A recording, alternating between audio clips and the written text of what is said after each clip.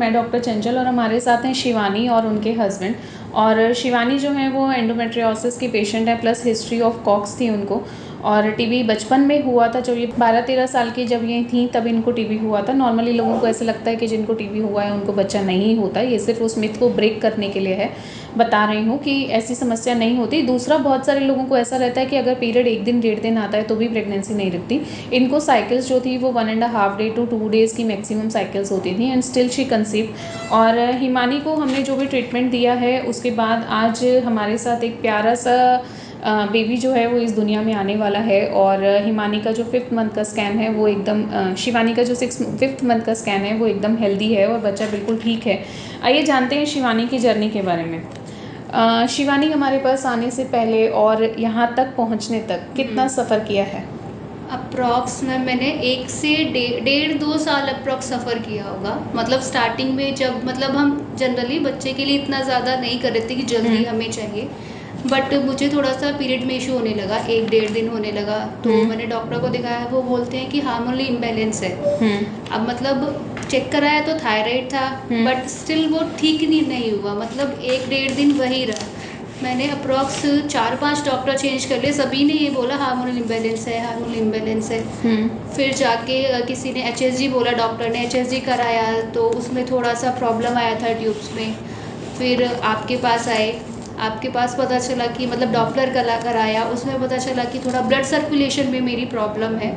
जो रीज़न हो सकता है एक ब्लड सर्कुलेशन, और थोड़ा AMH भी काफ़ी लो हो गया था, जिसकी वजह से डॉक्टर्स ने तो मतलब बोल दिया था कि अभी इतना ज़्यादा ऑप्शंस नहीं है आपके पास। आपका AMH कितना था? AMH अप्रॉक्स 1 के अप्रॉक्स होगा। इस इमेज पे मैं एक और चीज़ बताने चाहूँगी। अभी हमारे पास एक पेशेंट आई थी जिनको पहला बेबी हमारे ट्रीटमेंट से हुआ था और तब उनका इमेज ऐसे 1.25 समथिंग था और वो सेकंड बेबी के लिए अभी किसी डॉक्टर के पास गई। एक्चुअली यहाँ की पेशेंट नहीं थी, तो उन्होंने बोला ना तो इतने कम इमेज पे पहले बच्चा हो सकता था और ना अब हो सकता है, क्योंकि अभी इमेज 0.75 हो चुका है। जबकि उस पेशेंट ने उन्हें बताया भी कि हमने ट्रीटमेंट लिया था और उसके बाद हमें नेचुरली हुआ है। तो AMH इतना ज़्यादा कॉम्प्रोमाइज़ नहीं होता है जब AMH 1 हो या 0.75 हो। इनफैक्ट 0.5 तक भी हम पेशेंट को कभी ऐसा नहीं कहते कि कंसेप्शन नहीं होगा।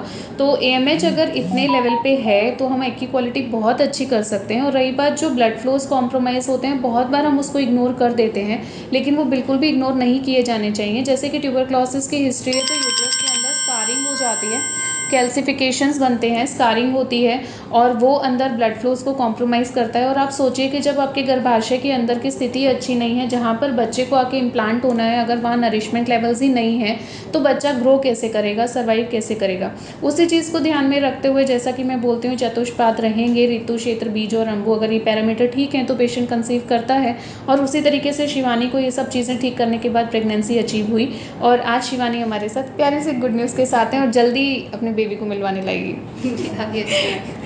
तो ऐसी कोई समस्या है, टीबी है, तो प्लीज़ ऐसे सामाजिक लोगों की बातें सुन के ऐसा ना सोचें कि आपको प्रेगनेंसी नहीं हो सकती या आपकी चीज़ें ठीक नहीं हो सकती या आप नेचुरल तरीके से कंसीव कर सकते हैं। इसे सिर्फ एक मिथ समझिए और सही इलाज के साथ आप मातृत्व का सुख प्राप्त कर सकते हैं। आशा आयुर्वेदा के किसी भी सेंटर पर आप संपर्क कीजिए, आपकी प्रॉब्लम को सॉर्ट करने के लिए हम पूरी कोशिश करेंगे। धन्यवाद।